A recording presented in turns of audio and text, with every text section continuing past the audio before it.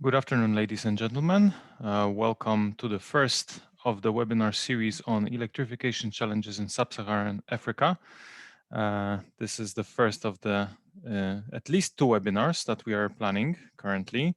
My name is Kacper, Jarosz, project manager at ERRA Secretariat, and it is my pleasure to provide a brief introduction to today's broadcast and invite you to the program today. First of all, I would like to say a few words about ERRA, about our association. We are a global association of energy regulators with the focus to bring together effective energy regulators with the necessary autonomy and authority to make positive change. We currently have 48 members, and from the sub-Saharan African region, we have members, the regulatory agencies, commissions, and authorities from Cameroon, Ghana, Mozambique, Nigeria, and also two regulatory associations that gather more member countries. This is the ERRA, Energy Regulators Association of East Africa, and also the ERRA. This is the ECOWAS Regional Electricity Regulatory Authority. Except for the free webinars that are in our usual offer and in our usual timeline, we also organized other public activities. These are, among others, trainings that we currently organize either in online, hybrid, or in-class formats. We also issue publications and we manage a online tariff database populated by inputs by our regulatory members. We invite you to our freshly launched new website, which link is visible below. For today's broadcast, please note that the webinar is being recorded. All participants are muted for the duration for the webinar. However, if you have any questions to our speakers, it is possible to post them in the chat box. So please type them in the chat. In case your questions remain unanswered, for example, due to time constraints, we will make our best to address them via email after the event. If you come across any technical problems, please send your inquiries to our Secretariat address visible in the screen. We wish you a pleasant and insightful webinar, and I would like to invite today's moderator, Dr. Peter Robinson, a long-standing expert on regulatory and energy issues in the sector, who has been active in Africa for more than 25 years, who will introduce the speakers and will also moderate the panel. Dr. Robinson, welcome. I can see your webcam is working well, so please take over from me. The floor is yours. Thank you. Thank you very much, Kacper. Can everybody hear me? I confirm we can hear you and we can see you. Okay, I can only see you, so I hope my tie is straight. Yes, my name is Peter Robinson. I'm director of a company called Economic Consulting Associates, which is a specialized consultancy based in London. For those who do not know us, we have expertise in the economics of energy and water, and regulation is one of our main service lines, along with investment planning, markets, and decarbonization. And energy access, which is an important component of ECA's work in Africa, is a cross-cutting activity drawing on those same skills in regulation, in investment planning, and markets and decarbonization. I'm very pleased to have been invited to be the moderator of this first discussion on energy access in Africa. This has been very much part of my career.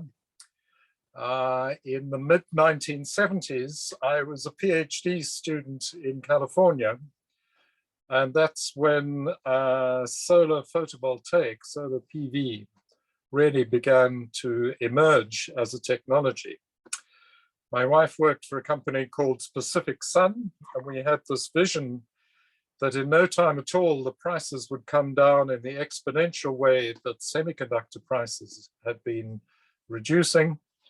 And this technology, solar PV, would be competitive. Well, in the event, it took the best part of 25 years for that to happen. And it's only in the 21st century that this has begun to be rolled out. But my work on electrification with ECA has shown that the technology is only the starting point.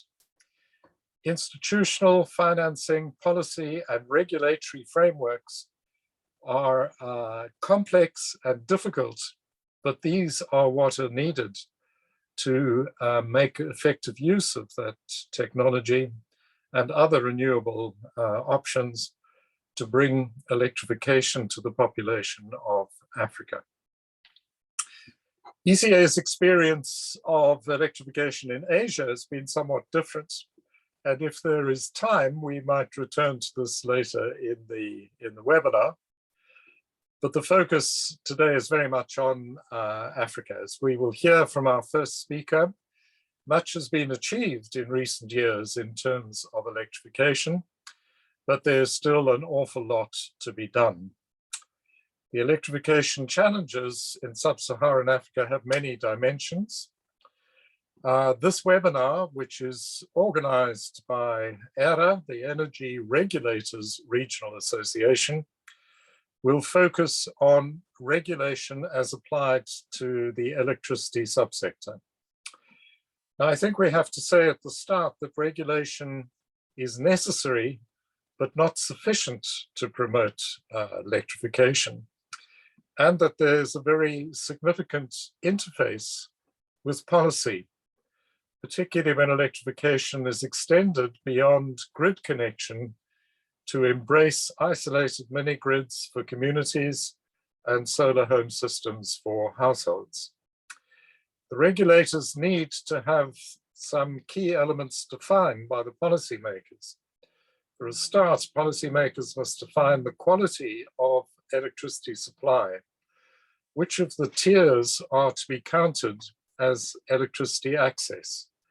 And does a mini-grid have to offer its customers the same reliability as their grid-supplied cousins in town? Crucially, does the government insist on a uniform national tariff for electricity, which in the face of much higher costs per kilowatt hour in mini-grids means subsidies will be required? And designing and providing subsidies is a very difficult matter. Regulators are, of course, in the business of regulation, but the objective is not to regulate, but to provide people with electricity. And I think it's very important to keep that higher objective in view. As we will discuss during this webinar, there's therefore a delicate balance to be struck between light-handed regulation to allow innovative electrification solutions to be speedily delivered to the population, and on the other hand, providing a reliable framework that minimizes regulatory risk, which is one of the most significant risks faced by private investors and financers of electrification. This webinar has a rich series of presentations and discussions planned. The first speaker, Gianluca Tonolo of the International Energy Association, will provide us with a detailed analysis of access to energy for cooking, as well as to access to electricity in sub-Saharan Africa. The second speaker, Francine Mbock, Senior Energy Specialist at the African Development Bank, will give a presentation on the regulatory framework to facilitate access to electricity, including discussing the ADB's invaluable Electricity Regulatory Index, ERRA, which he will elaborate in due course. For the roundtable discussion which will follow, we have four distinguished speakers from national, regional, and continent-wide energy regulatory bodies. We will, in essence, extend and deepen Francine's discussion on regulatory requirements for promoting electricity access, but I will introduce the specific subtopics in more detail at the start of the roundtable. We also look forward to this being a participatory exercise. As Kacper has said, we welcome questions being posted in the Zoom chat box. I'll try and keep an eye on these and make sure that we try and answer them as we go along. But right now, I think it's time to turn the microphone over to Gianluca Tonolo. Gianluca, please introduce yourself and then put up your excellent presentation that you have prepared. Thank you. Hello, everyone. Thank you, Peter and Kacper. Thank you for inviting the IEA and also for gathering all these experts today. I'm very looking forward to see what the discussion will bring about this important topic that is electrification in sub-Saharan Africa. So without losing too much time, I'll start with the presentation and present myself with the slides. So I will, in the meantime, do all the tricks to share my screens. Because even if I did it so many times, it's always, good luck. It can be always tricky. So I think I'm almost there. Screen 2. Oop. Can you confirm you see a PowerPoint screen? Great. Thank you, Francine. So my name is Gianluca and I work at the International Energy Agency, and I basically the person responsible for all the analysis and data we do on access to electricity and clean cooking. For who doesn't know, the International Energy Agency has been founded in the 70s, just after the first main oil crisis, to help member countries to secure energy security. The mission has changed since then because, of course, was mostly focused on oil and gas, but now the IEA has shaped its mission to cover the whole energy and climate transition, so include all energy flow sources and technology that goes from renewables to fossil fuels and innovative technologies, etc. We also cover topics, for example, as the needs of critical minerals for the energy transition, so minerals that are, for example, needed for building batteries or other technology pieces that are needed for renewable energies and so on. We are almost 300 people from many different countries with different expertises. Of course, we have engineers, we have politicians, we have economists, etc. And we are based in France. So everyone is practically based in France, in Paris.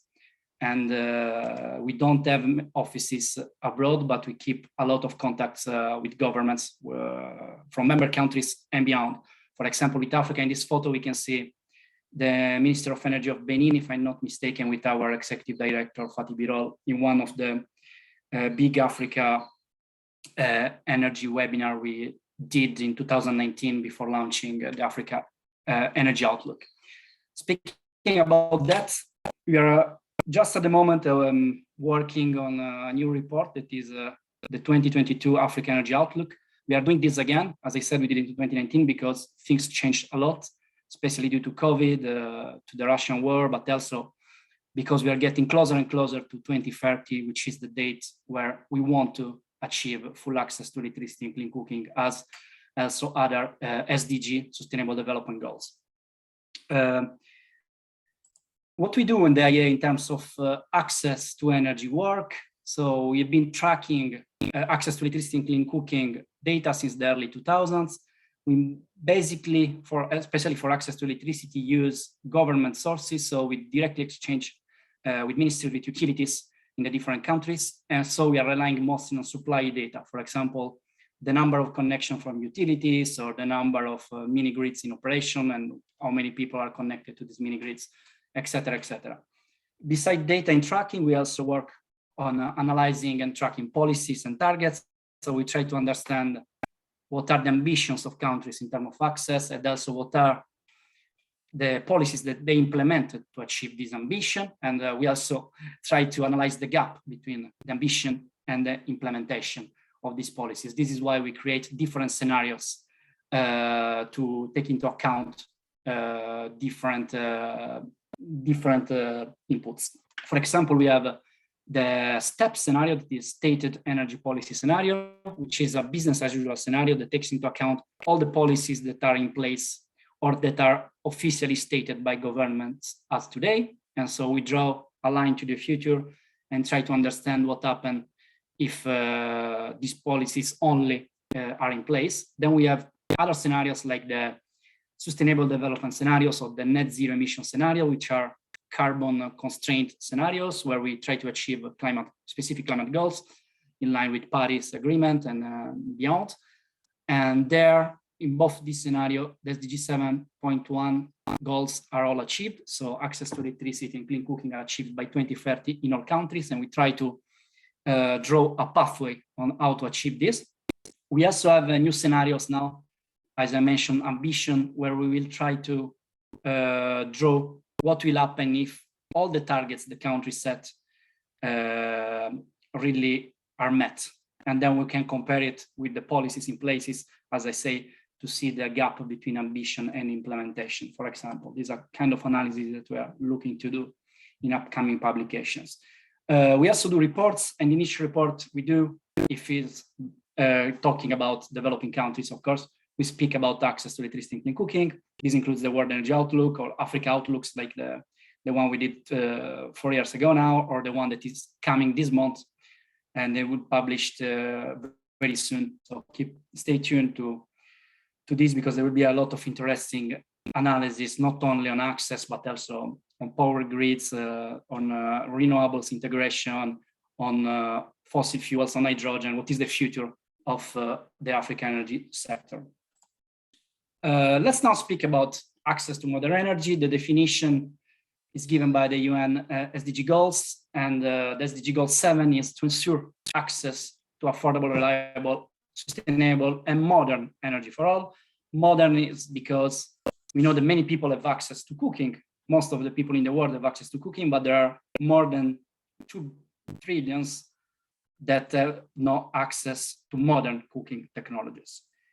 2 billion, sorry. This includes people that cook with traditional biomass or charcoal that is in traditional stoves that release harmful gases and have a lot of impacts in terms of health, but also social, etc. So modern also for this is stated.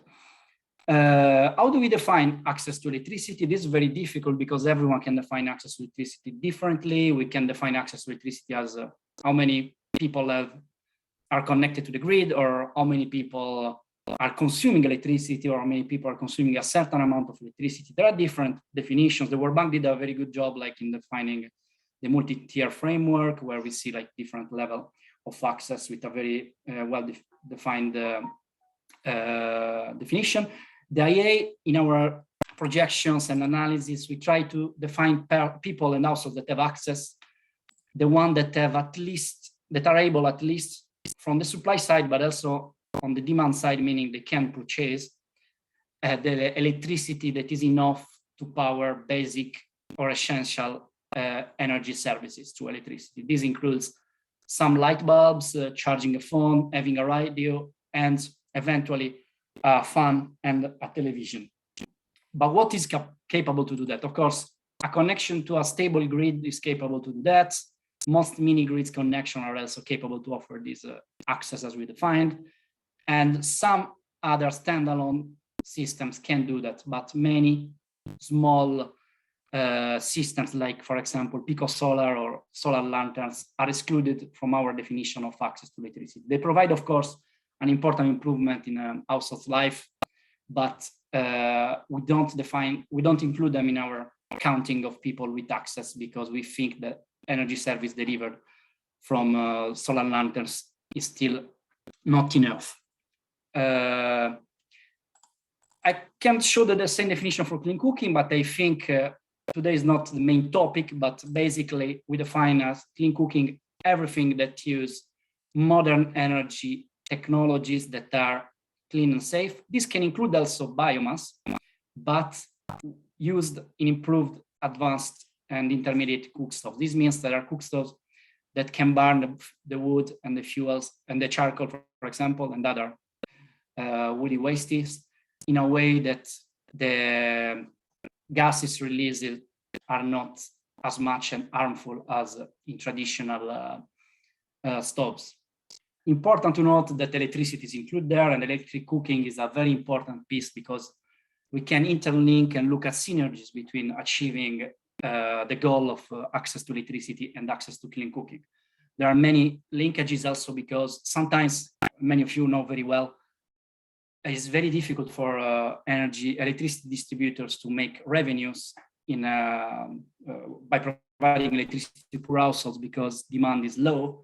But by incentivizing, for example, also clean cooking through electricity, somehow this electricity demand could increase. And so if sales increase, revenues increase, and if connecting households is more profitable, it's easier also to provide access to electricity. So there are linkages also between access to clean cooking and electricity. And I think countries, regulators, governments, and also private companies should look into those.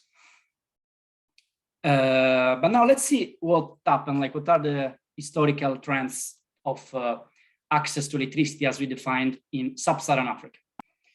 We see that from 2000 to 2013, the number of people without access had been steadily increasing in sub-Saharan Africa, and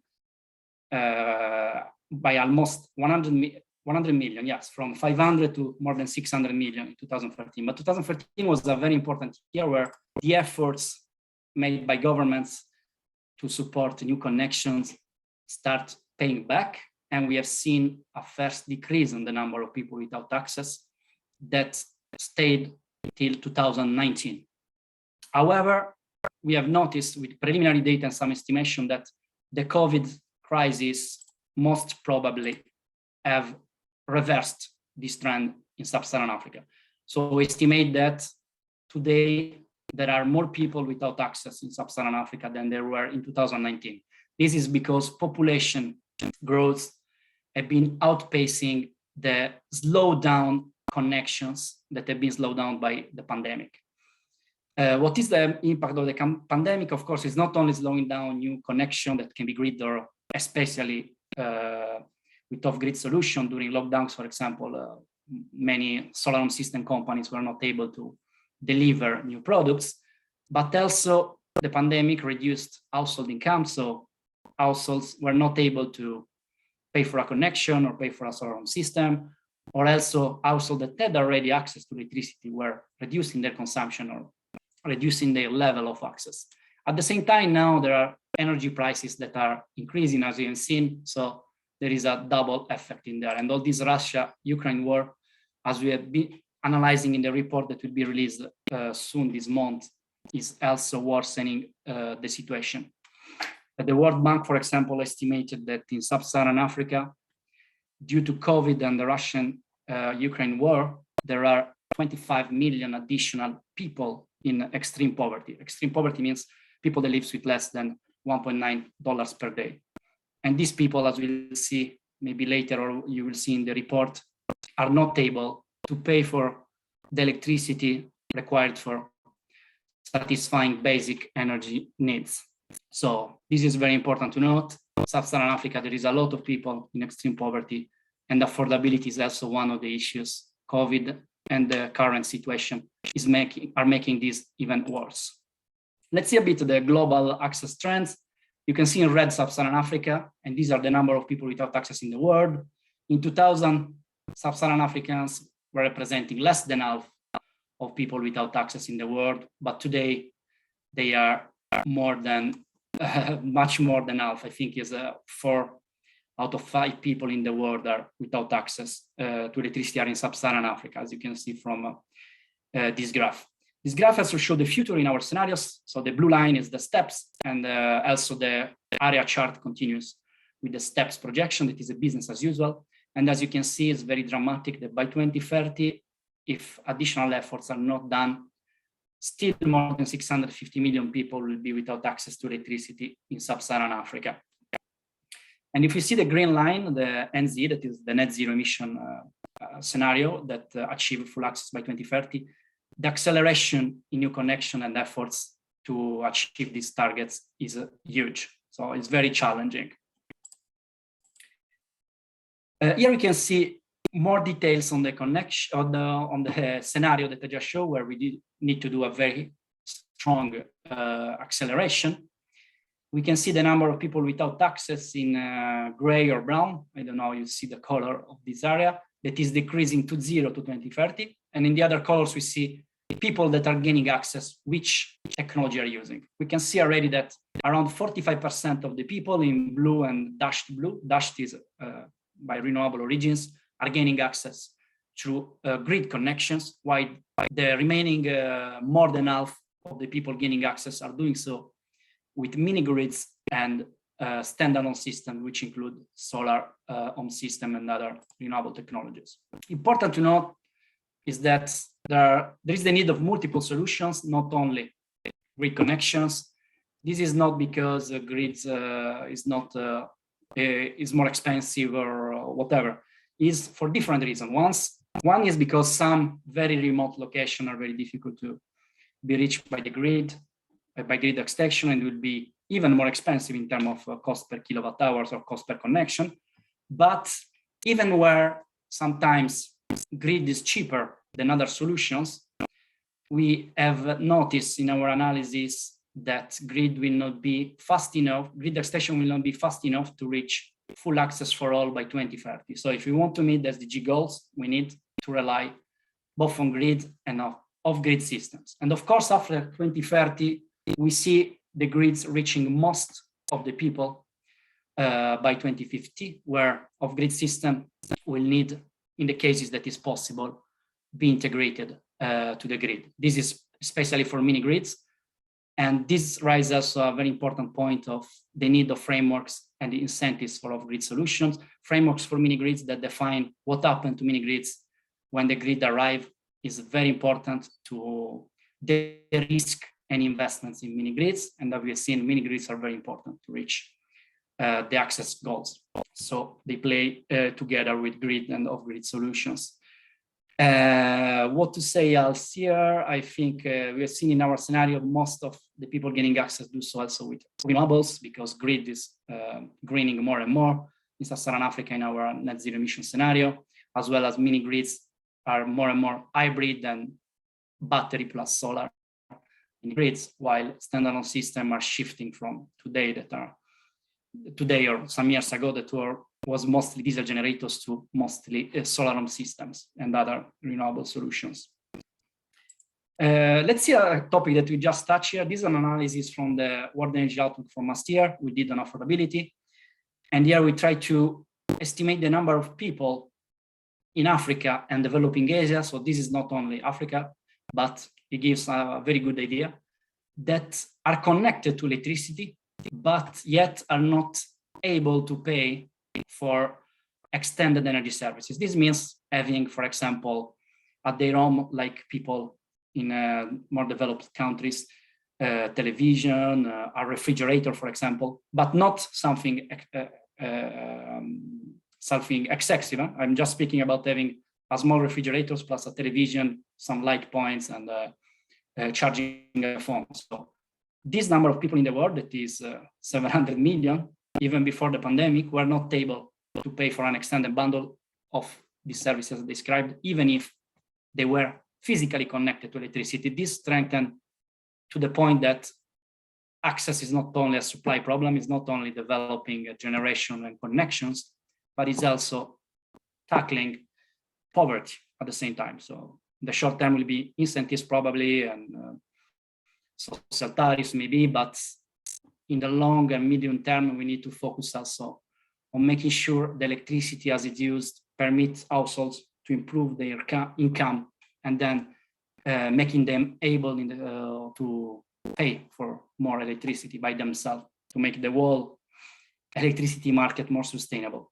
We have seen also the impact of COVID that we estimated that in the world increased the number of connected people. So there were 90 million people connected that lost the ability to pay for electricity, for a fridge, a television, lights, etc. So that's quite big numbers. In sub-Saharan Africa, there are just below half of the population that live with less than $1.9 per day. This means that basic energy services, even if they were connected, would cost more than 10% of their income. And this is a lot, even if with different solutions. I mean, in some countries, grid prices with social tariffs will be for sure less than 10%, but in most cases, for these people in extreme poverty, accessing basic and essential energy services is very, very difficult. This, we think, as I just said before, is one of the key points to solve access to energy, because people cannot pay for electricity. So if electrification projects are not profitable and companies and money cannot go there automatically. So it requires government supports in the short term.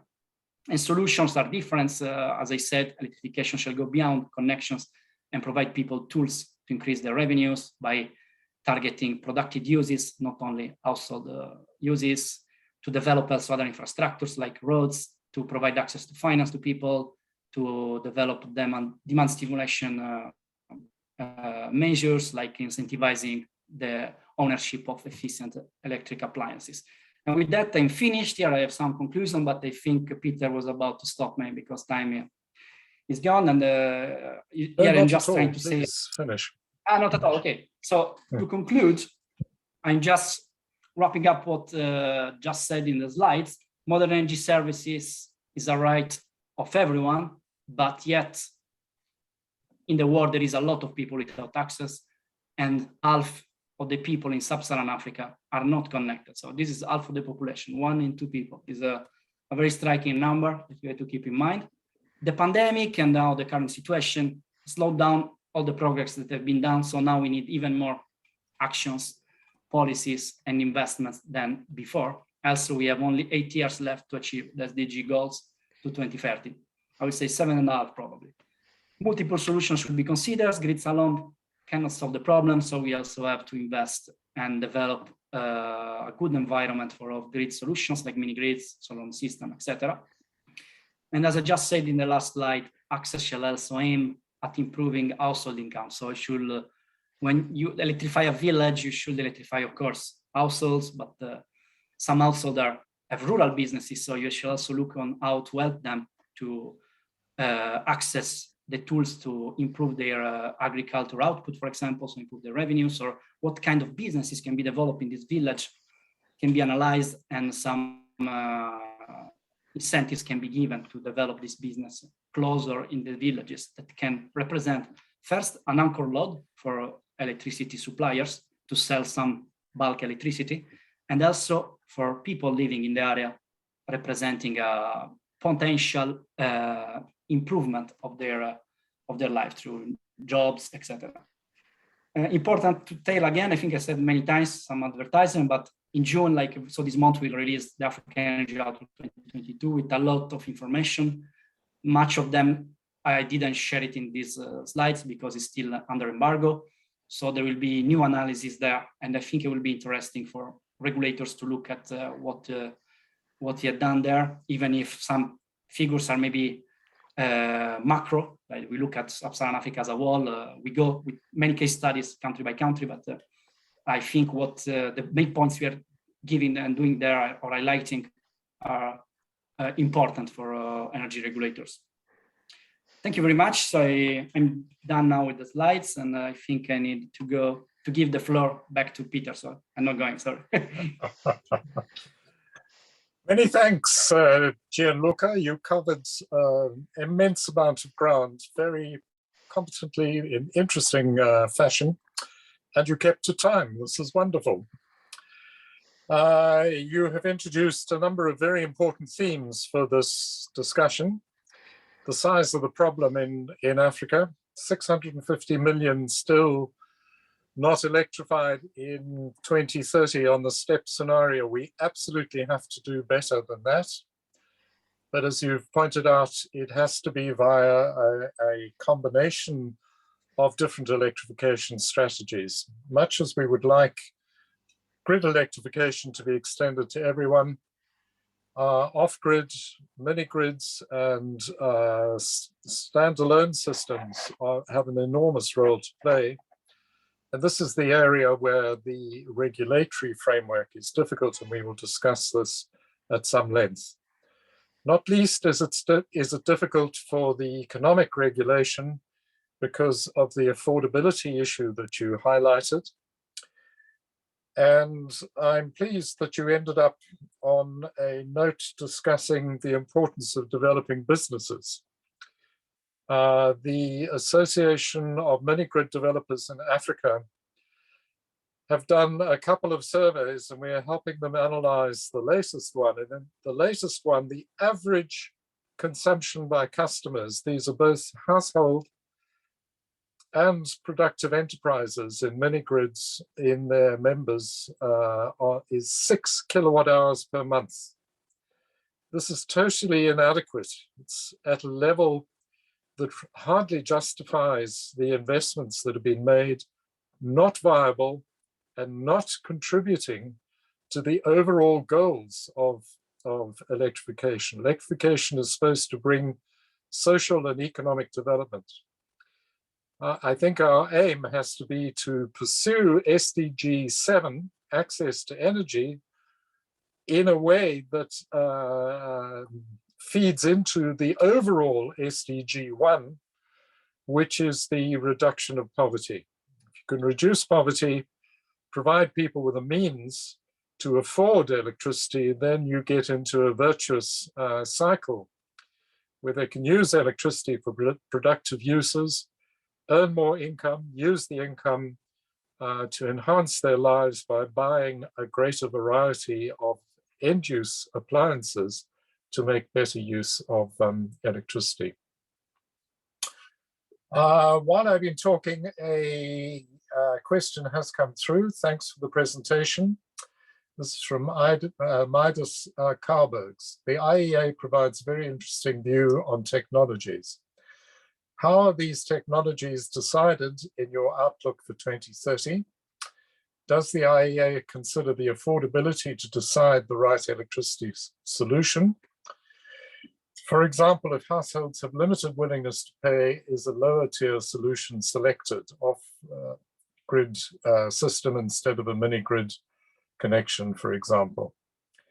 Midas is an energy access engineer with energy impact. Gianluca, are you seeing these questions, or would you like me to read them again? I think I understood the question, actually. You read it. I didn't read it, but I understood it from your reading. So I can. If you tap on the chat box, you'll see it come up on your screen. But if you understood it, fine. Please answer. So if I understood correctly, the question is about how we decide which solutions are assigned to people gaining access in our scenarios. These are very good questions. And actually, we'll explain a bit more how we do it in the Africa Outlook that is coming out this month, but I can explain it quickly to you all. We start with geospatial analysis, so GIS modeling, where we use country by country data, geospatial data, so by location, on where people are, where a population are located, where are villages. Then we divide all these in clusters that can be referred as villages. So we know, for example, in this specific location that is like a square in a map or a GPS location, there are this number of people. Then we know that these people are in rural or urban areas. And based on that, we assign, as the question asked already, a specific demand. For rural areas, we have a lower demand for households than in urban areas. And this is how we let's say, we differentiate what will be the supply required in terms of energy. This is the first step. So we know how many people and where are, and what is their energy demand today, and what will be in 2030 based on our on the different scenarios. Then we know how far are these people from the grid. So is taking a grid line easy? If they are like 1 kilometer from the grid, probably yes, if there is enough people and enough demand. And then we look at what are the other resources in the area. Is a solar mini grid suitable? Is like a sunny place or not?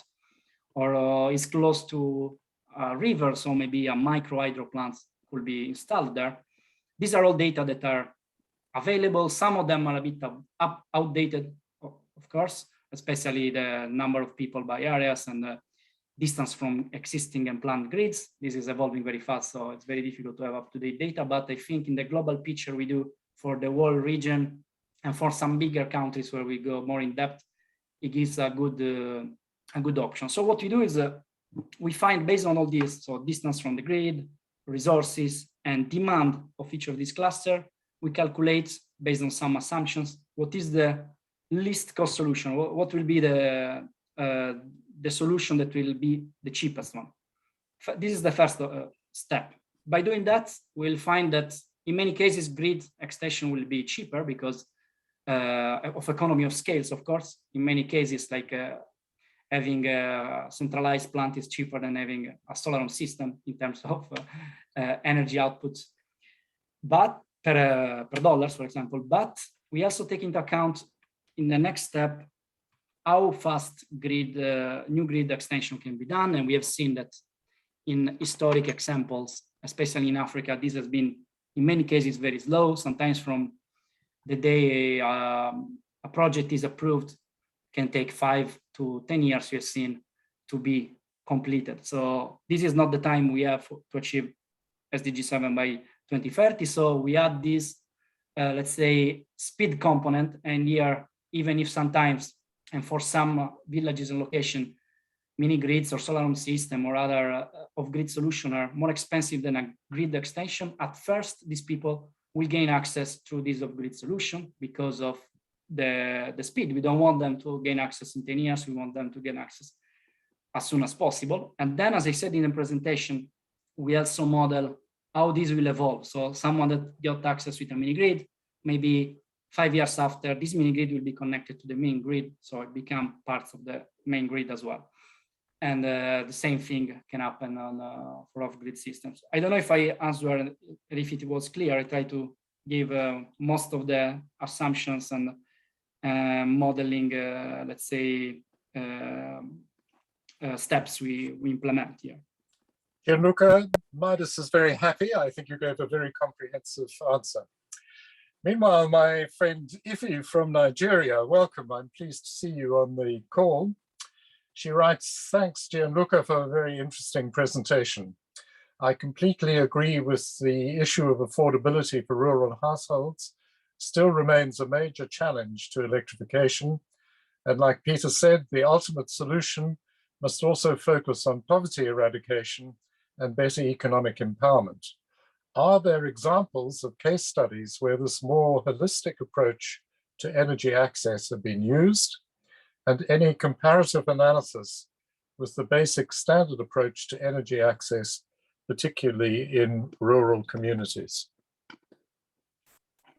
That is a very good question, and actually is a topic that we are focusing more and more to trying to find actually these examples, because it's not that easy. We have seen more easily examples of like connections that then are not used, or mini grids that are developed and then they're abandoned, especially if they were just financed for capex.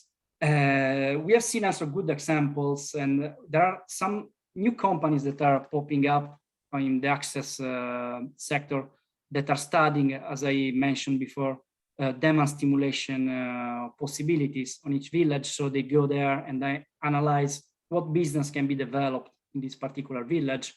And based on that, they start planning electrification together with other infrastructure, for example, helping agricultural development or mining or whatever can be doable in the nearby areas. But I don't have at hand like very good examples right now that can be striking. But I'm also looking for all these very often to to be honest, because this is the key, as you said, to solve everything.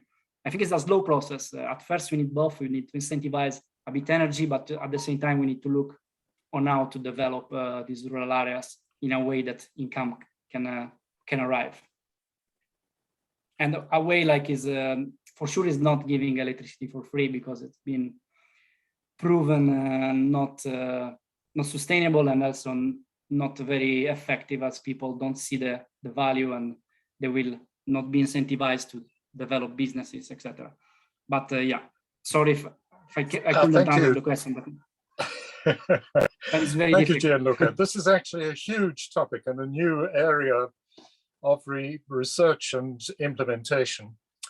ECA has been doing a study with the World Bank, drawing together case studies from around the world. We have 15 case studies, 4 or 5 of them from Africa. One of them, the most successful in my view, is the multifunctional platform project in Mali, which is aimed specifically at empowering women to use electricity for productive uses, for improving their livelihoods, but also improving their lives, reducing the time for a lot of the tasks that they would otherwise be doing. But I think we don't really have time to go into this in detail. Perhaps this could be the subject of another webinar at some point. I think we need to turn, if we may, to the next presentation. Francine, would you please introduce yourself and put up your very interesting presentation on the regulatory framework to facilitate access to electricity. Thank you. Thank you, Peter. Good afternoon, colleagues, guests. It's my pleasure to be today with you for this presentation on the ERRA assessment of the regulatory framework to facilitate access to electricity. My name is Francine Mbock. I'm an energy specialist, senior energy specialist working with the African Development Bank. And I would like to start this presentation by acknowledging the presence of my colleagues, Mshana Roda and Letara Nirina, Chief Policy and Statistic working on the development of the ERRA, the indicator that I will elaborate more in details. And please put your presentation onto slideshow. Okay, sure.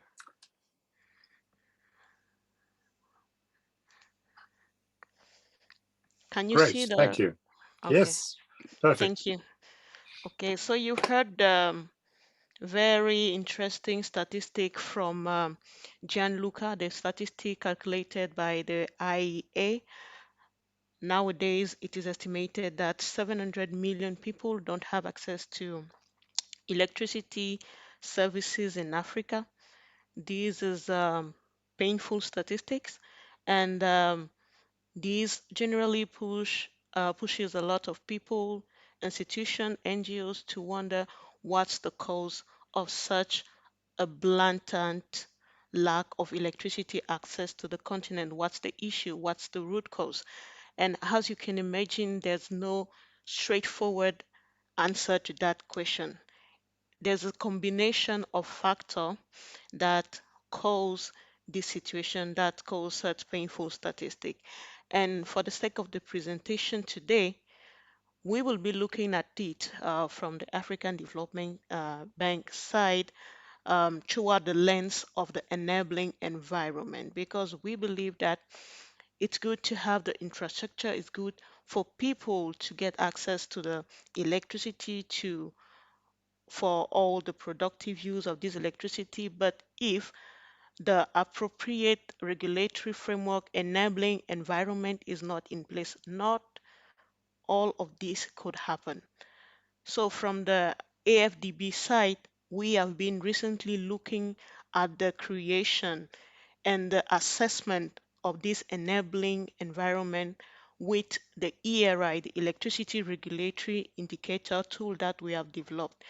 And to share with you the findings of the ERRA, I will first of all provide some background information. Then I will elaborate on what is the ERRA.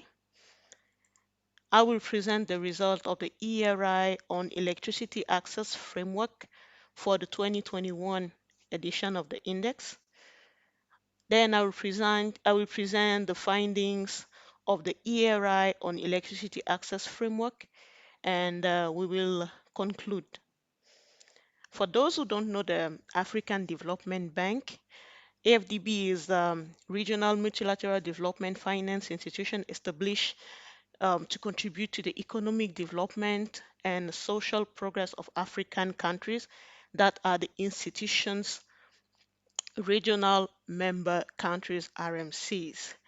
And the bank to provide services and contribute to the development of the countries throughout the continent, work along 5 development priorities that we call the high 5. The first one is light up and power Africa. This is the first of our high 5. Then we have industrialize Africa, improve the quality of life for the people of Africa, integrate Africa, and feed Africa. The Light Up and Power Africa is the one that we are more interested today. And to develop this high 5, the strategy, this high 5 is supported by our paramount strategy, which is the New Deal on Energy for Africa, whose main objective is universal access to electricity by 2025. And under the New Deal for Energy, the New Deal on Energy for Africa, we are providing support to African government in establishing relevant energy policy and transparent regulatory framework to attract private investment. And we are doing so along 3 main pillars. The first one is policy. We are doing policy dialogues and engagements, country and regional strategy papers, support to policy initiative, IPP program. The second pillar is the regulatory pillar. We are doing the regulatory assessment, diagnosis, benchmarking, advisory, technical assistance for regulatory initiatives. And one of the flagship of this pillar is the ERI that I will develop in the further slide. And the third pillar of the NDA, the New Deal on Energy for Africa, is the statistic.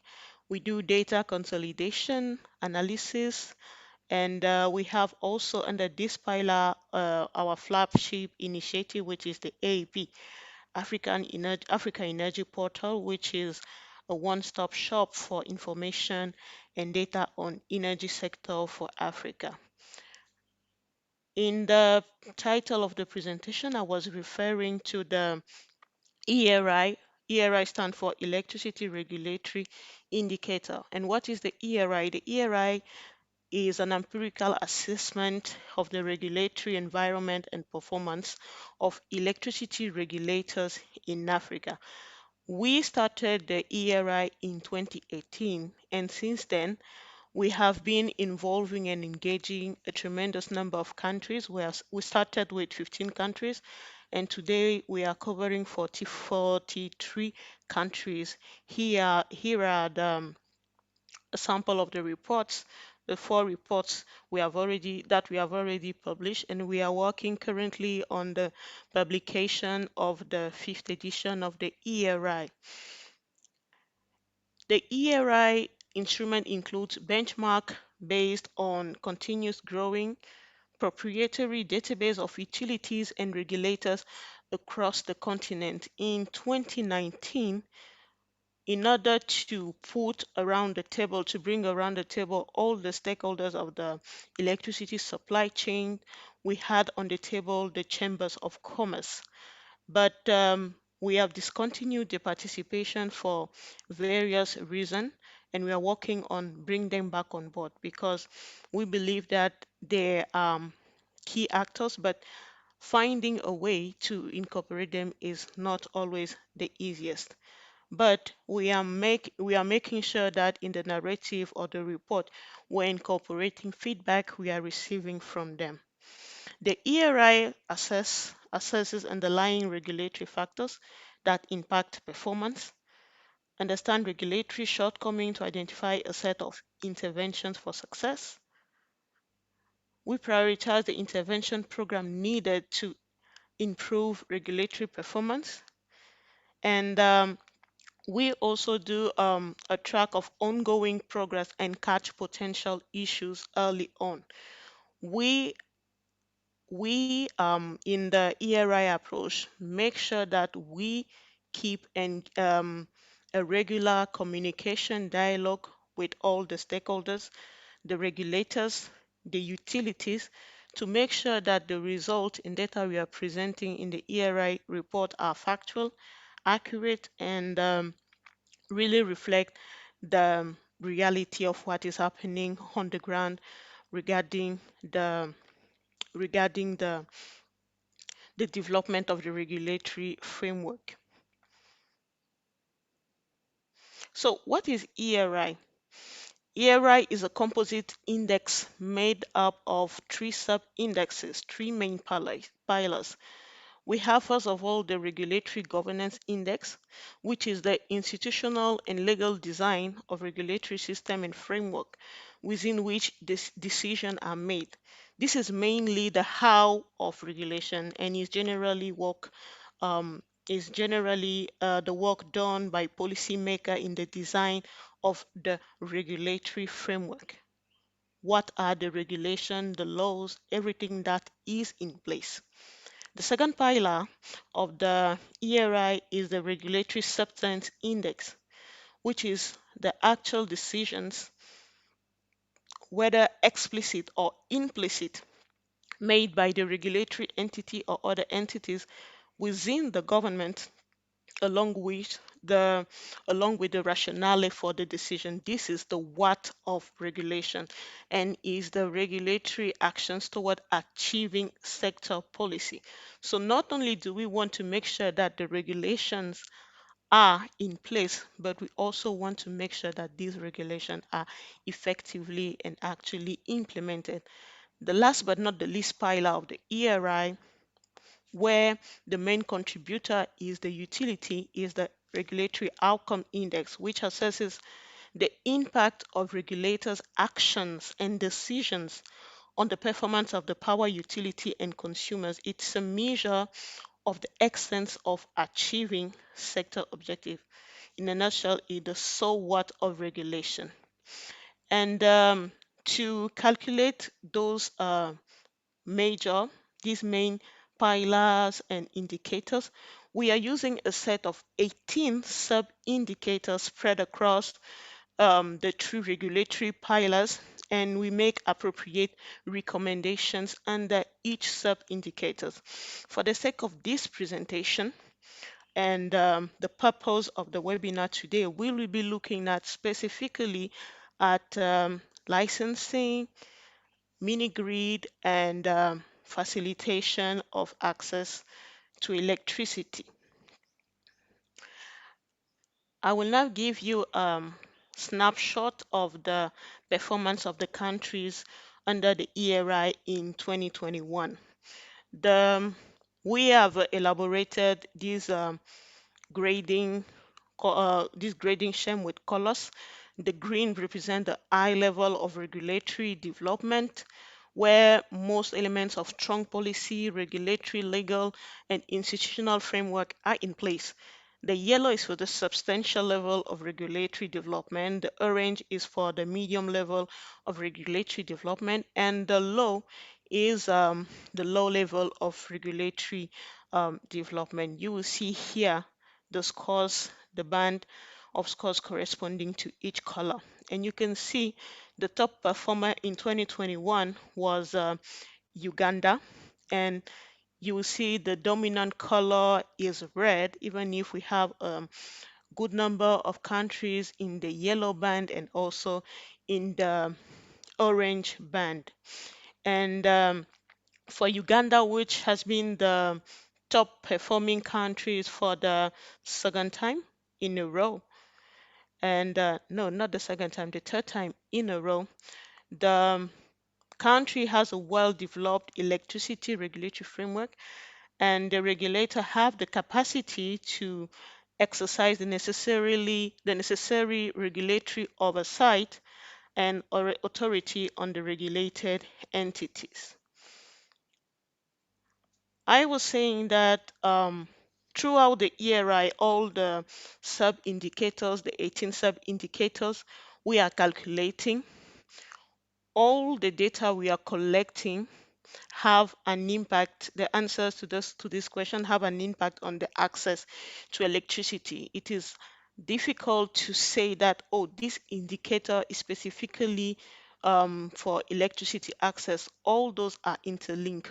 We can see that economy regulation have an impact on electricity access. Technical regulation has an impact on the electricity access, so on and so forth. But for the sake of narrowing the discussion we'll be having today, we'll be looking at the development of the regulatory framework for electricity access in Africa throughout the lenses of three of the sub-indicators of the ERI. I alluded to the licensing framework, which is under the regulatory substance index. Then the mini grid and off-grid system regulation. I know that Gianluca in his presentation provided a lot of very interesting statistics about mini grid and off-grid system development on the continent. And lastly, we'll talk about the facilitation of access to electricity, which is under the regulatory outcome index. What are we looking at when we talk about the licensing framework? First of all, under the licensing framework, we want to know how the licensing framework in place has been designed. Is there a licensing framework? And if the licensing framework is in place, does this licensing framework support the development of connections, mini grids, everything that can facilitate access to electricity?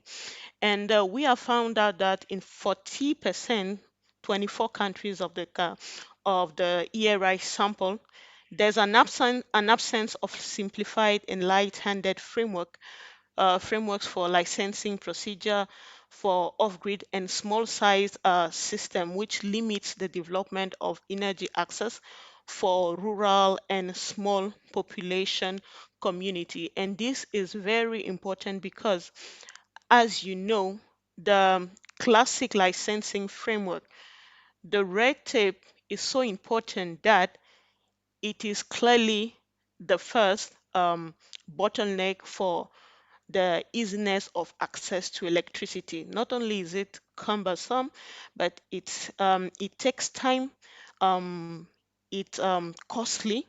So only this, the licensing framework, the non-existence of a light-handed and simplified licensing framework is a huge bottleneck to the development of um, electricity, of access to electricity.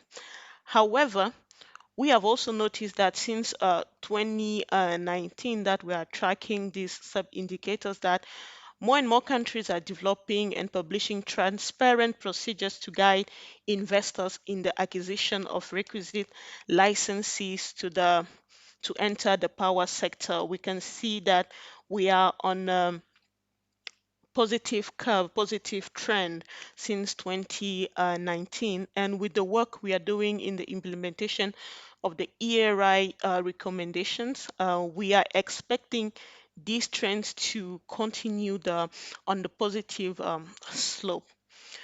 And between 2019 and 2021, 11 countries, namely Togo, Niger, Mozambique, Madagascar, Liberia, Botswana, Morocco, Guinea, Gambia, Burkina Faso, and Angola have developed licensing framework following the recommendation, the policy dialogue that we've been doing on the countries with the partners we are working on, or we are working with. We are working with Power Africa, USAID, with NARUC, the National Association for Regulator in the US, and many other partners. Now, through the lens of the mini grid and off grid, this is the indicator we are looking at. You can see on the chart that 14 countries are on the red, on the green band, 11 yellow, 4 orange, and 14 in the red. What does it mean? It means that first of all, these sub-indicators assess the regulations of mini grids. Do these regulations exist? And if they exist, what are they made up of?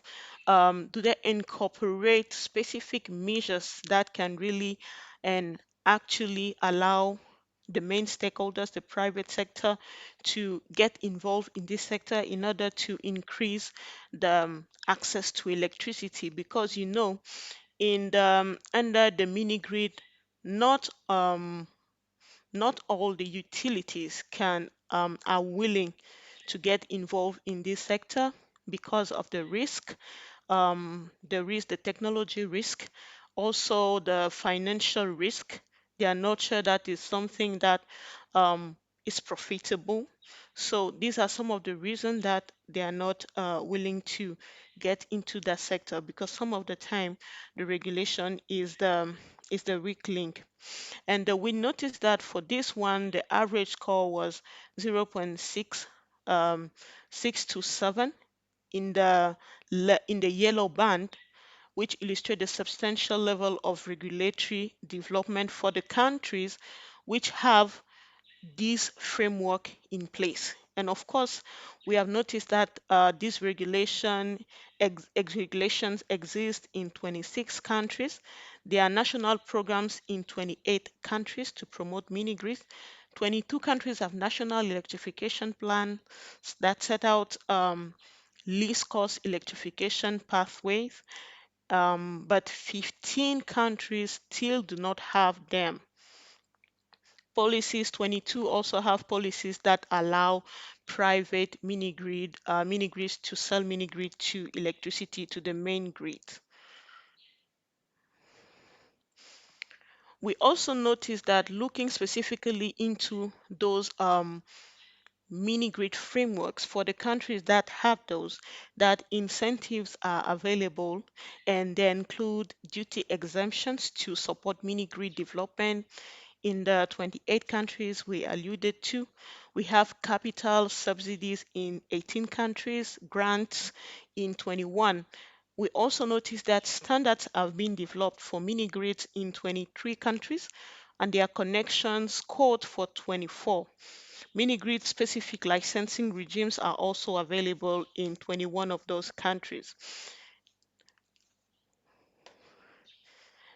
Beyond mini grid, we also have a look on the off-grid system.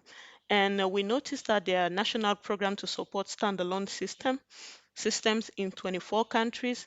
Incentives on offer include duty exemptions, yes, for standalone system in 21 countries, capital subsidies in 12, grants in 13, and we have also found quality standards for those standalone systems in 22 countries. Installer certification is a requirement in 22 countries to ensure a high standard of safety and installation. So as you can see, in many of the African countries, there is a sort of regulatory framework that already exists to encourage, to support the development of solutions to increase the access to electricity, and one of them is mini grid and off grid that can really allow the development of access of electricity in the rural areas, because rural areas remains a thorny issue in the development of electricity access in our countries. Last but not the least, the third lens under which we looked at the of the electricity access framework is the facilitation of electricity access under the ROI, regulatory outcome impact of the ERRA. And just a quick reminder to what I said in the beginning, the ROI, the Regulatory Outcome Index, is for utilities. It measures how the regulators' actions and decisions impact the utilities and consequently the electricity sector. What is mean is that yes, under the two previous pillars and indicators we have seen, we know that those regulations they exist, the law exists, the strategy, the program they exist, but now we want to look at how this program and this strategy translate into concrete actions. Sorry, and this boils down to the facilitating electricity access. And as you can see on the chart on the board now, we have 28 countries in the red band, 14 in the yellow, and one in the orange. So you can see that actually most of the countries are still not translating um, those good regulations, program, and whatever strategy in place into concrete action that can really allow to leverage on this framework to increase the electricity access on the continent. And under these indicators, we ask specific questions like, is there a regulatory mechanism to enhance access? When you request a connection, how many days are you waiting after you have paid for the connection? Are there specific arrangement to alleviate the burden of the payment and the customer? Is there a possibility to pre-finance? How do the utility finance the access to electricity? Is it through grid extension? Anything else? And under these indicators, this is generally one of the sub-indicator where most of the respondents score very low. And the average here was 1.363. 15 countries achieved, 15 out of 43 achieved a score of 0.5 or higher. 36 countries reported that there are regulatory mechanisms in place aimed at providing access to electricity. 30 countries report that there is a ceiling set by legislative or regulatory instrument on the number of days to provide electricity connection to a customer after making payments. And 17 countries reported that the regulator makes provision in the tariff for investment of non-governmental organization. This is something that we were very interested in because, as I said in the beginning, um, looking at the electricity to access problem, there's no straightforward answers. It's a combination of many factors that contribute to the very low performance in this area. And one of them is oh, Francine, we're yes. well over time now. Oh, my Could, apologies. Yes, could you please perhaps concentrate on the big picture, not provide okay. quite so much detail? Okay, And I if you still could have, wrap up soon, that would be much yes, appreciated. yes, I still have one slide to go and I'm Okay, done. let's Yeah. have your last slide then. Okay, thank you.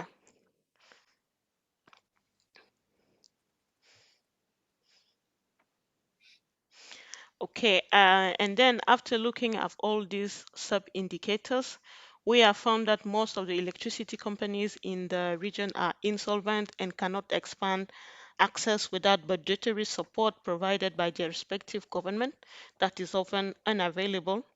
Consequently, expanding access to electricity will require as a priority, strengthen regulation and commitment from government. Funding to support electrification remains a big challenge for many countries surveyed. And we are formulating tailored recommendation countries by countries to address those issues related to the electricity of access that are related to the regulatory framework. And we suggest that regulators should work hand in hand with utilities to move toward cost-reflective tariff, improving operational efficiencies, and determining the impact of crop subsidization between cities and rural areas. And to conclude, I would say that the 2021 and all the editions of the ERRA has shown that most countries have well-developed regulatory governance structure. They have recorded improvements in technical regulation and built prerequisite regulatory capacities in key areas of economy regulation, and this has provided transparent processes for investors entering into the electricity sector. And based on the identified challenges and gaps under this dimension of the ERI, there is scope for regulators and policymakers to work on a more conducive licensing framework, regulatory framework, enhance the mini-grid and off-grid systems, regulation when they exist or develop new ones, and of course, facilitate access to electricity. Thank you very much for your kind attention. My apologies for the overtime. When I talk about the ERI, sometimes I'm so passionate that I forget about the time. My apologies, sorry. Thank you for your attention, and I welcome questions about the presentation. Thank you. Thank you very much, Francine. It's clear that you do indeed have a passion for your subject. And it is heartening to know that a lot of progress has been made in the licensing and the frameworks for mini-grids and so on. However, in view of the time and the fact that there haven't been any questions in the chat box, I think we should move on to the panel discussion, the roundtable discussion. We had a meeting yesterday with the panelists, and we've agreed to try and tackle three main issues during the roundtable. One is to reduce the private mini-grid developers' perception of regulatory risk. There are various components to that, and I think that's what we'll spend most of the time discussing. But we also would like to touch on the fact that a lot of off-grid projects, not just mini-grid projects, also the electrification of hospitals, schools, clinics, and so on, have been found to be unsustainable. How do we improve sustainability, and in particular, what is the role of the domestic private sector in this realm? And thirdly, if there's time, we would like to discuss on-grid electrification. We would like to discuss regional power sector integration, which offers the potential to improve security of supply and reduce costs, both of which would improve countries' ability to provide on-grid access to the population. Before I introduce the subtopics of the first main topic, reducing regulatory risk, could I please ask each of the panelists to very briefly introduce themselves and their institutions, to turn their cameras on so we can see you. Shall we just go in the order that you're on the program? Dr. Ali, can you introduce yourself and Noak? Okay. Good afternoon, everyone. Great to be here. My name is Yusuf Ali. I'm the commissioner in charge of the Planning, Research and Strategy Division at the Nigerian Electricity Regulatory Commission. Been here for a few months. Prior to that, I used to work in the Office of the Vice President as an advisor on power sector issues. From Abuja to Arusha, Dr. Jeffrey. Thank you, Peter. My name is Jeffrey Mabea. I'm the Executive Secretary of the Energy Regulators Association of East Africa, based in Arusha, Tanzania. And we're basically looking at supporting the national regulatory institutions to harmonize their policies and also to provide sustainable capacity building, as well as to enhance electricity and energy trade in the region. Thank you. Great. From Arusha to Pretoria, or should I say Tswane? James. Good afternoon, ladies and gentlemen. My name is James Manda. I'm the technical manager in charge of AFUR, the African Forum for Utility Regulators, and I'll be talking on the issues to do with the regulatory risks, the perceived regulatory risks in identifying as one of the causes that hinders the rapid development of electrification in Africa. So I'm happy to be here. Thank you. Thank you. And finally, Dr. Mohamedain in Lusaka. Okay, thank you very much, Peter.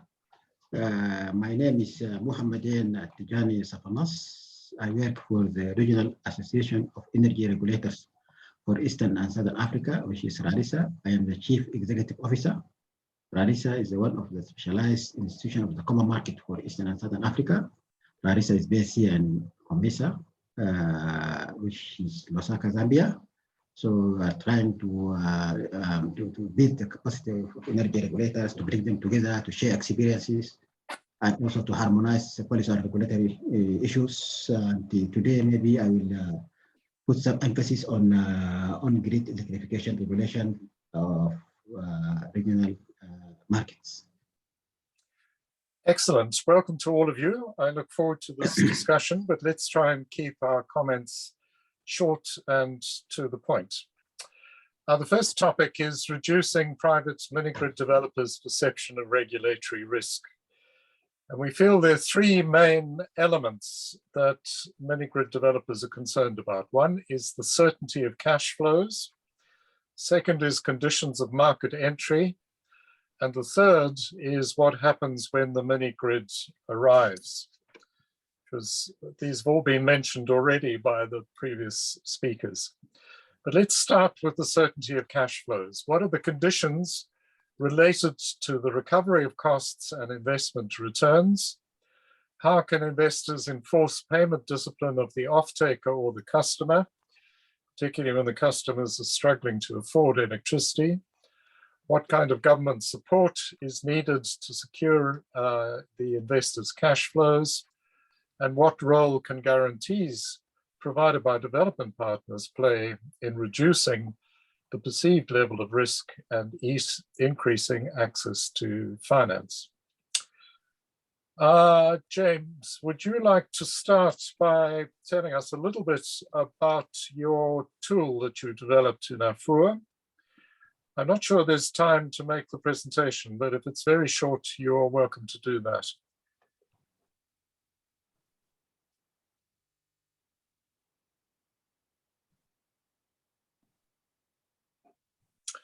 Have we lost James?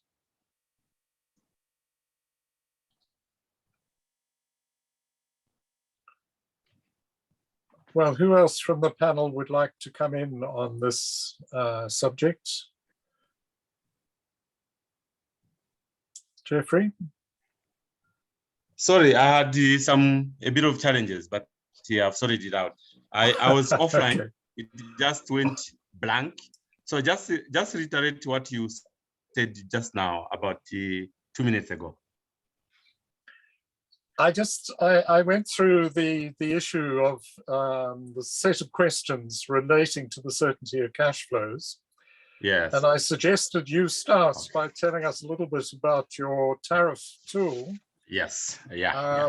But very briefly, please. Maybe there isn't time for your presentation, but if you could do it very quickly, then please do.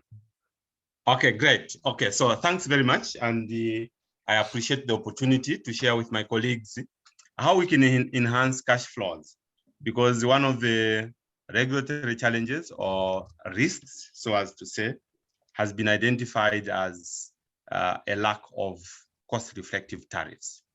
So from I don't know, I would have loved to share what I have in front of me here. Is it possible? Just one slide. One slide, sure. Is it possible to share it? Well, you have it. You must share it. Yeah, no, I'm saying, yes. Have I been given permission? Okay, yes, so let me just share screen. Okay, let me do that.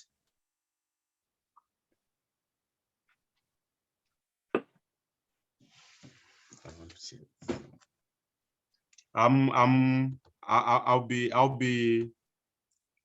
The screen will come just now. Tell us what the tool's about while the screen's coming Okay, up. great. Can you see it? Right. Are you able to see it? Yeah. Okay, great. So thanks a lot. And this tool that we have developed really is an enhanced tariff tool to be used for mini grids. And we started this work about 2 years ago at the height of COVID-19, but we are really at the very tail end of what this tool is all about. So there are a lot of questions about the unpredictability of tariffs in Africa. As a matter of fact, a lot of projects have stalled or altogether abandoned because we have not agreed what methodology to use, and it delays the implementation of projects. So we've got a tool, and I think that most of you have seen this. This is what we have done in terms of calculating the tariff. We have been talking about this thing like the whole year. So it is really up there in our priorities. So we have got 3 schedules for this tool, and it is very versatile. We have got the inputs, okay, the input schedule. So the developer and the regulator previously had different schedules they did not agree on what should go into as an input for calculating the tools. So we have got a schedule right now, which defines every element that must be into the input schedule that will be used for calculating the tariff. And then in the middle, so just as examples, we've got cost of capital, working capital, and so on and so forth. No detail, please. We can see it on the slide. Absolutely. Move then we've to got the calculations. use of the tool and the conclusions. Yes. So the advantage after we have calculations and then we've got the output. The output really is the tariff and the tariff structure. So we've got different tariff categories and so on and so forth. The financial indicators, because every developer wants to know whether they will be profitable, this project is profitable or not. And it is also a tool that will be used to evaluate mini grids. Is this mini grid profitable? Am I going to recoup my investment or not? It also sets benchmarks, comparisons with other types of power production. And then it gives you the graphs and the sensitivity analysis. Now, on the whole, this tool will help us. What it does on the whole is it calculates the revenue requirement for the project. Most of the tariff tools are either a return on investment or a cost of service studies done, but on the whole, it calculates the revenue requirement for that project. So the tool is capable to be used for hybrid systems. You can choose solar, biomass, wind, or whatever. It is versatile enough to combine any type of mini grids. It is also interactive with the user. It provides escalating variable costs due to either exchange rate variations or inflation. And finally, the tool takes into consideration any subsidies that may be given towards that project. As you may be aware, a lot of countries have put in place what they call rural electrification authorities. They sometimes inject some capital towards that cost in order to reduce the capital contribution to that cost. And therefore, the subsidy has the effect to reduce the capex or operations and maintenance of the project and deliver a lower value tariff to the consumers in all categories. So we think that this tool is very versatile, and we think that Africa, especially today we are talking with the African Development Bank, we would like this tool to be, like they say, popularized. We want it to be the tool that can be used. Right now, we are at the stage of testing its components by various players by various regulators, and later this month we shall decide whether this is the tool that we want or we need to make changes. So on the whole, we are very happy as AFUR that we have developed this tool, and would like to urge all players in the energy sector, especially those that are dealing with mini grids, to adopt this tool as a basis for calculating mini grid tariffs. Thank you very much. Yes, thank you. Having a tool which calculates revenue requirements is obviously very valuable. And this will set the level at which subsidies have to be provided. But this brings up some of these policy questions about whether mini-grid customers are going to pay the same tariffs as their cousins in town who are connected to the grid, or whether a different arrangement is appropriate, perhaps a fee for service level. Yeah. I wonder, Jeffrey, you're next on the pictures here. Would you like to make an intervention on this? What kind of government support is needed to ensure the certainty of cash flows for mini-grid developers? Thank you so much, Peter. Maybe I should start from where Manda has stopped and what you've just mentioned, because when you look at what is really happening on the main grid projects as well as and compare it with the main grid projects, there is some level of disparity, because when you look at the main grid, there are subsidies that are well, defined and well supported by the governments. But when you come to the mini grids, there is some level of disparity, and because of this, there are many challenges that come along that sometimes discourage the investors from, investing in the mini grids. So my view on these, for us to be able really to encourage the investors, on the mini grid, we need to be able to provide these cost-reflective tariffs that are well captured and well defined and well designed, and also for the government to come in to support the investors through other ways like the exemptions.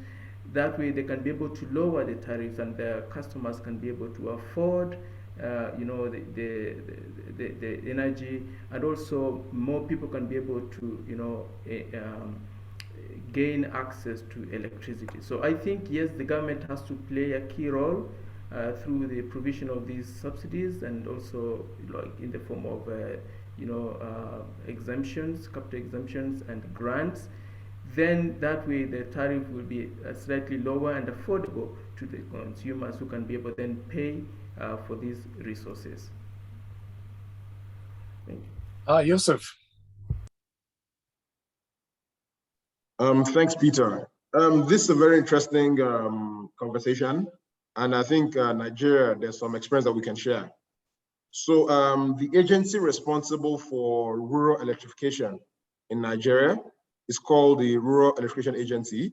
And I think in 2018 or 2017, they executed an agreement with AFDB and the World Bank for a $550 million facility to sort of promote the deployment of, off-grid power solutions. So one of the flagships of this fund is the performance-based grants that are issued to participating companies in the entire process. So what you have is, for mini-grid companies in Nigeria now that are signed up under the NEP program, is called the Nigerian Electrification Program, you can receive a rebate of up to $600 per connection, right? It previously was $350, but I think there was a case that was made and it was approved for that number to be increased $600.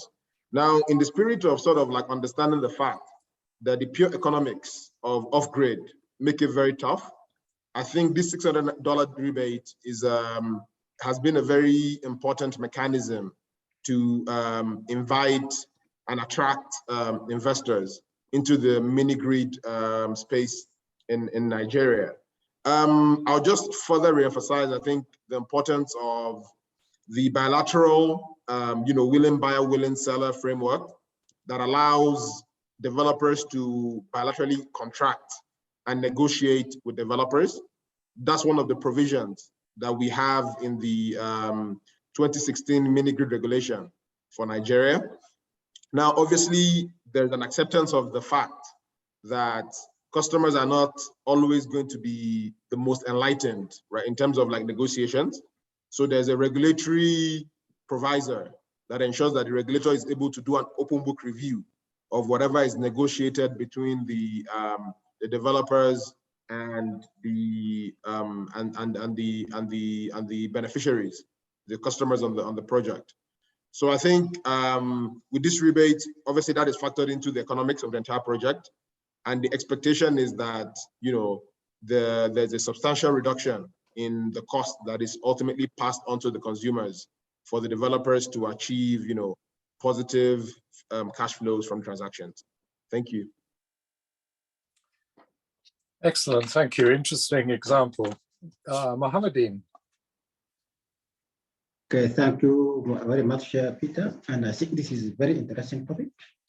Maybe just my contribution, just to expand on what my friend Dr. Geoffrey indicated on the issues of subsidy. Subsidies are very important, and you have different types of subsidies, one of which is the one-off subsidy of capital subsidies targeted of all initial investment, or at least part of it. That's very important so that you can attract people to come and invest. Also, the other type of the subsidies is the operational subsidies. That's important. And also you have output-based aid consists of a subsidy planned directly in exchange for a service to encourage its occurrence. Also, that is very important.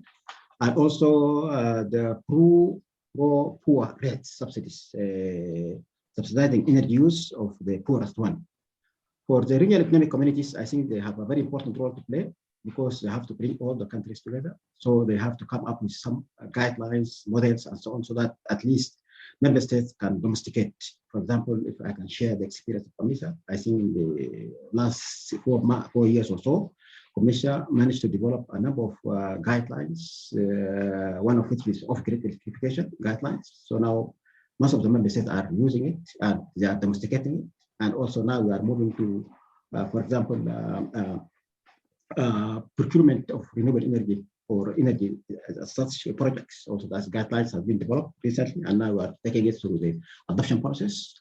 And also sometimes those types of funds, like the funds for renewable energy, so that also they can encourage investment in the energy sector. So maybe this, I can stop here, then I can come later.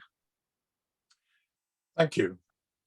I think maybe we should move on to discussing the second aspect of regulatory risk, which are the conditions of markets entry. Francine emphasized in her presentation that there's a move towards making licensing streamlined and light-handed. And I think what Yusuf has just said about Nigeria is so interesting. Nigeria adopts a willing seller, willing buyer attitude, and has just a bit of regulatory oversight. This seems to me to be profoundly different to the way most national regulators approach this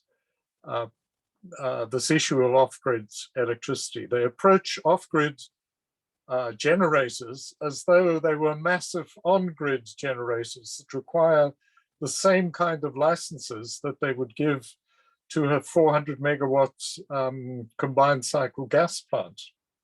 And this is clearly inappropriate. Why is it that Nigeria has this very different approach and other countries are still in this mindset of we must license, we must have control, we must have... There's also this sort of feeling that the customers are going to be ripped off. As we heard from Gianluca's presentation, people cannot barely afford electricity. They can't afford a package of electricity that would make it worth supplying it to them. So why would you think that a private sector developer can rip people off? People just simply can't play. They must come to a mutually acceptable conclusion, which is the Nigerian approach. Does anybody want to comment on why the approach is so different elsewhere outside of Nigeria.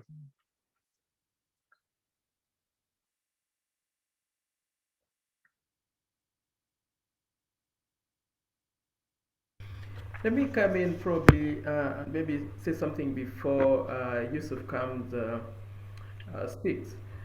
You know, the challenge that we've had recently is regards to the policy development and understanding on and also differentiating between the mini grid development as well as the main grid. And when you look at most of the countries, and particularly I'm looking at the East African countries, they have not really differentiated between these two, you know, the development of the main grid as well as the off-grid. And so they are relying mostly on the policies that, you know, that develop the main grid, and they sort of like transpose them to, you know, to apply them in the main grid, which is not really the best approach on the same. Which also now, I think what the Nigeria experience tells us is that they have sort of streamlined and brought a little bit clearer and made it easier for the investors to be able to, you know, implement and also put up those projects, which I think has been a challenge for most of the African countries, because when you look at the processes and the procedures that are there, they're a bit burdensome, and they make it even longer, you know, to be able to put up these projects. It becomes like putting up a main grid instead of putting something that, you know, is supposed to be a little bit shorter and also a bit cost friendly. So I think that's why Nigeria has moved that direction, which I think will be a strategic move, in my view. Thank you. I think you put it very well, that policies and regulations for the main grid were simply transposed to the mini grids, and this was very inappropriate.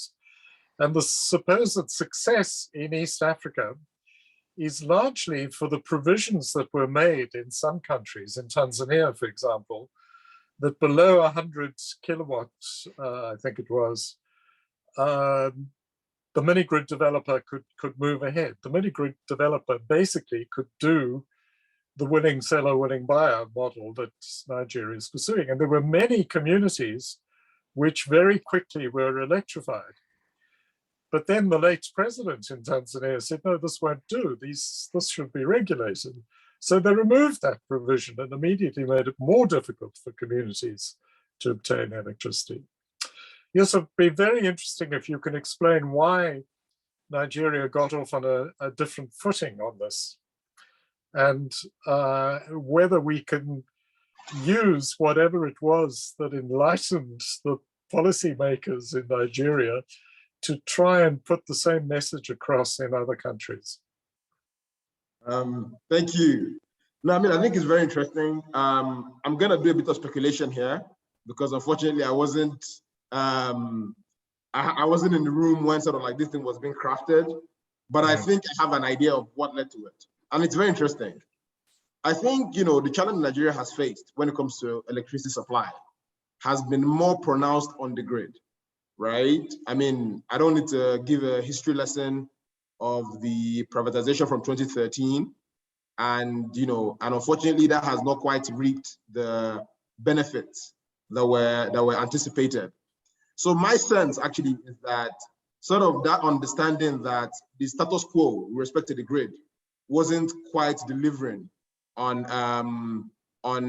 the promises is what led to a radical way of thinking about the problem, right? So this willing buyer, willing seller approach that was approved for the off-grid space in 2016, 2017, you won't believe that it only became effective on the grid in some form in 2019, 2020, right? So I think, you know, I think in most places, as Jeffrey and Peter, as you rightly said, it's been more the grid sort of setting the direction and the off-grid following suit. I think in Nigeria, partly because of the, you know, problems with the grid, you can almost argue we've had the reverse. Because now, following what has happened in off-grid space, we now have more transactions that are sort of happening on the grid, that are happening on that bilateral basis. You know, between 2015 and 2020, there was a big government regulation of the on-grid tariffs, right? And naturally that didn't end well. because there was no cash flow to finance the development of the grid. So I think maybe that was what prompted a need for, you know, an overall rethink, which I think has ended up benefiting the off-grid space with the, you know, with the relative democratization of the contractual framework between the developers and the consumers. Thank you, very useful. James, Mohamedain, do you have something to add on this topic? Maybe just, if you allow, Mr. Peter, from a regional perspective, enabling environment for deployment. Always it's built on some of the blocks, so we call them an enabling environment for deployment. And those include policy regulatory frameworks. And this block should be very targeted, dedicated, and also there should be a commitment. That's very important. And also the other block is institutional frameworks. Here we need to talk about the clarity in roles, also streamline and capacities, and also decentralized. Then we have the third block, which is the financing and business models. Here also, this block should be tailor-made, as people alluded to earlier, and also productive uses, as you always indicated in your remarks, that you have to use that for productive use. And also we need to de-risk, and also the investment, to de-risk the investment. Moreover, also there is a technology element there. It's very important, and this should be reliable, and there should be an element of innovation as well as customized, and also we need to work on standards. So maybe these are from our regional perspective and from our humble experience working on the regional entities. Good, thank you. James? Thank you. Yes, I think the issue of the productive use of power cannot be overemphasized. I think that as we develop mini grids, we need to identify localities where that power can be, at least there should be an anchor customer.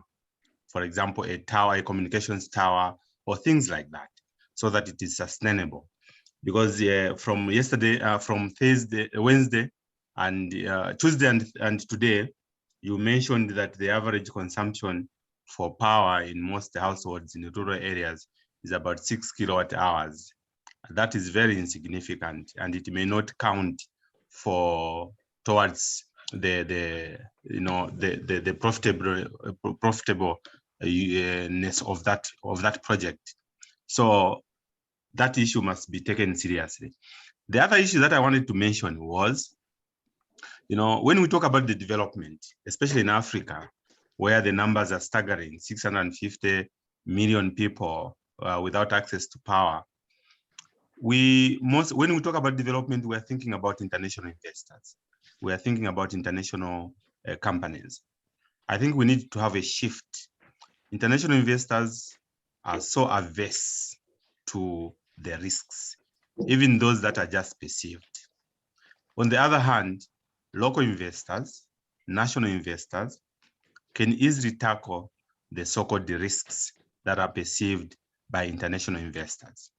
So I think we need to encourage people within localities, within countries where these facilities are available, to form partnerships with international investors so that we can tackle the issue of increasing accessibility in Africa. And the last point from me is that the tariffs without any subsidy may be very, very high. And so I think it is very important that as we speak about development, we need to encourage governments across the African continent to consider increasing funding levels to the rural electrification authorities or rural electrification agencies. Because, for example, I know of a country, Zambia, where one facility, the tariffs are very affordable because during construction, a large amount of capital injection was done by the rural electrification authority, and that has the effect of reducing the overall tariff to the consumer. So I think these are the issues that we must begin to have conversations about, so that we really are seen to be doing something tangible towards increasing the numbers for verification rates in Africa. Thank you. Thank you, James. You raised a number of very interesting issues there. One on the tariff being extremely high. I think it was you also in our pre-discussion was saying that people without electricity are often spending much more on their energy needs on inferior forms of energy. They're buying paraffin and charging batteries in town and buying dry cell batteries and so on and so forth. When they change to electricity, the tariff is very high if you calculate it on a per kilowatt hour basis, but it's not necessarily that high when you're looking at energy as a service. So it's partly the way that off-grid energy is packaged that could overcome some of these difficulties. I was mentioning to the panel, I had a t-shirt made which said people want electricity more than they want low tariffs. And on the back it says governments want low tariffs more than they want people to have electricity. The problem is that low tariffs are a big political issue and politicians like to harp on this, and they literally do prefer communities not to be served with electricity if they're going to have to pay higher tariffs than that the tariffs should apply. And that's why the willing buyer, willing seller model is so attractive. But I also agree that the issue of anchor customers, of demand stimulation is critical. And this gets to our second topic on the sustainability of off-grid renewable energy supplies. To make projects sustainable, there must be sufficient offtake. And to make the suppliers sustainable, they have to have a revenue stream which meets their costs. And both of these forms of sustainability, which ultimately are the responsibility of the regulators, can be ameliorated, can be improved by developing productive use of energy. And I think one thought is either to have private sector players being required to include these productive elements in their projects, or, as you mentioned, having national entities like rural electrification agencies providing the infrastructure, and then perhaps having the mini grid operated and run by a local entity. And that's where your local companies come in to enhance sustainability. It's not just that they are better able to manage the risks and have a more, shall we say, seasoned view of the risk environment. They're also in there for the long haul. So they're not interested just in getting the initial subsidies and building the mini grid, but they can be relied upon for the maintenance that is necessary to provide its long-term sustainability. We've not tackled a third very important element of the perception of regulatory risk for mini grids, and that is what happens when the main grid arrives. Who in the panel would like to say something about this? If it's okay, I'll just give a start.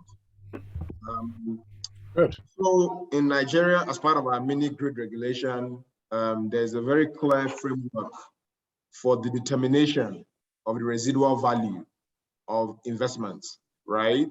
Because as part of the application for mini grids, obviously they will submit their investment plan and business plan and so on and so forth. So the amortization schedule as part of that business plan will determine the residual value of the asset.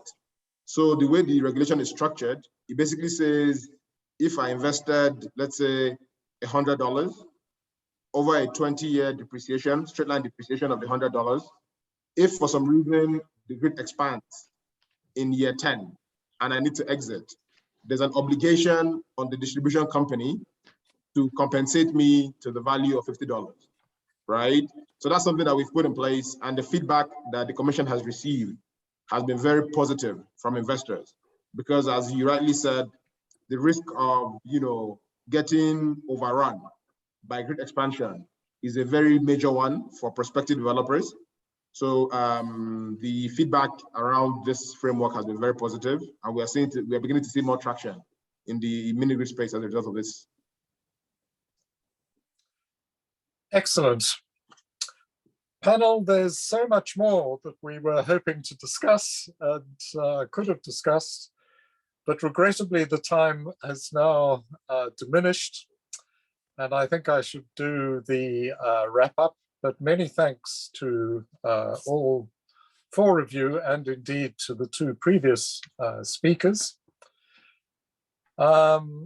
I think we said at the start that the regulatory challenges are multifaceted, and certainly our discussion has exemplified that observation.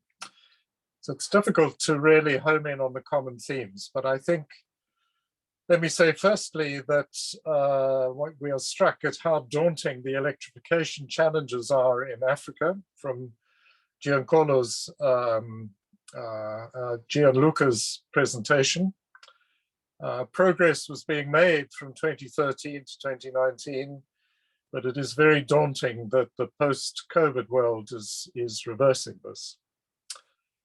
However, there is a lot of progress made in this regulatory framework, particularly for the off-grid, which was evident from Francine's presentation, and also from developments like the AFUR tariff tool. This is all setting the framework, but there's an urgency to move from the frameworks to the actual implementation. And in that regard, I think we must very much bear in mind that the object is not to regulate. The objective is to provide electricity for the population as quickly as possible. Regulation is a means to an end and not an end in itself. So in the balance between regulation and light-handedness, I think the instincts of the regulators need to shift from that main grid mentality to a light-handed standoff mentality, to the willing seller, willing buyer, with minimal regulatory oversight, as Nigeria is demonstrating, though interesting, it took some years to come into effect. The licensing must similarly be streamlined. The presentation from Francine showed this is improving, but there is a very strong case for smaller mini grids. In my view, it should be all the way up to 1 megawatt, but I'm way out of court with this. It's usually 100 kilowatts, 200 kilowatts.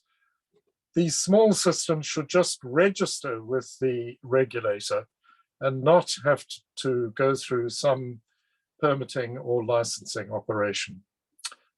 On the certainty of cash flows, a lot more needs to be done, as Mohamedain was saying, on the subsidy front.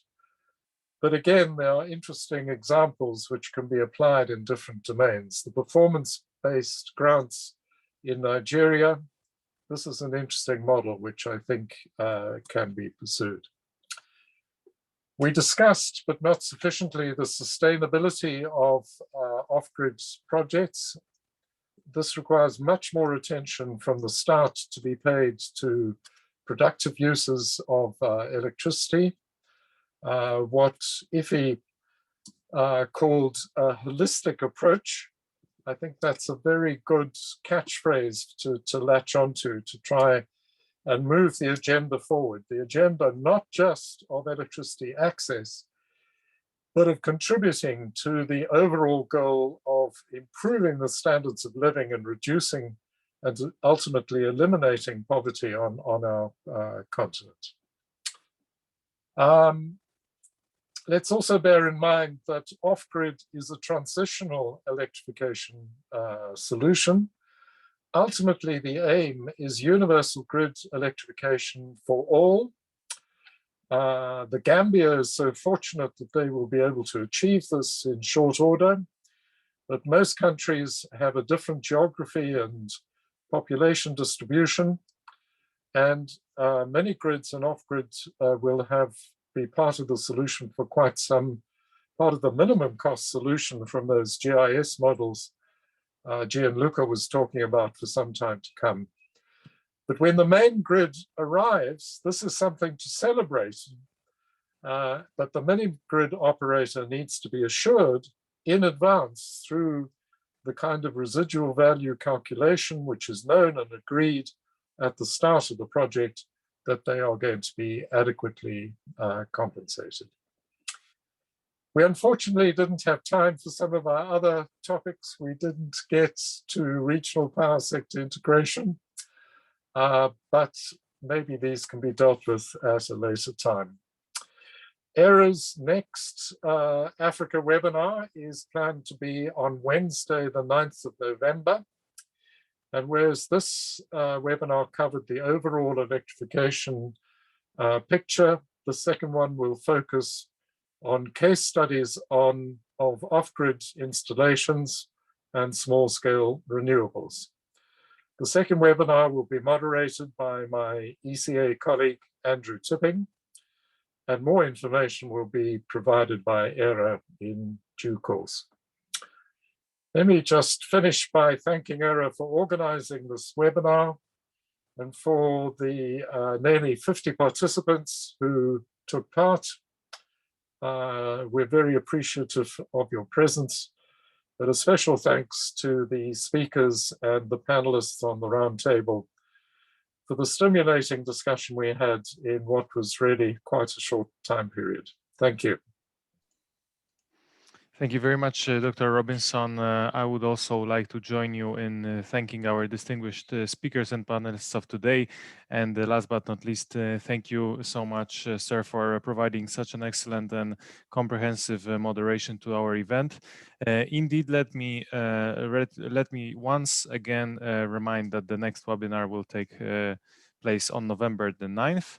And we very much are looking forward to your presence and being the part of it of the second event. Thank you so much once again, and this webinar is now concluded. Thank you. Okay, Thank you very much. Thank you. Thank you. Thank you. Pleasure. Nice to meet you all. Same Thank you very much, here. colleagues. Likewise. We hope to meet you next time. Bye-bye.